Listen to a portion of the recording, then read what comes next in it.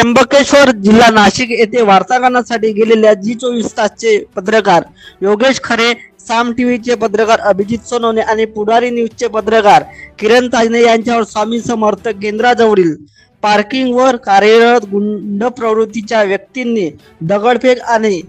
लाथाबुक्क्यांनी मारहाण करून भीषण हल्ला केला। या कृतीच्या निषेधार्थ आरोपी विरुद्ध कठोर कारवाई करण्यात यावी याबाबत भिवापूर मराठी पत्रकार संघ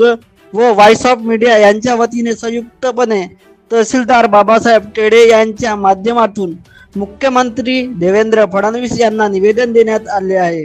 व्हॉइस ऑफ मीडियाचे तालुकाध्यक्ष प्रदीप राऊत तसेच भिवापूर मराठी पत्रकार संघाचे अध्यक्ष शरद मिरे,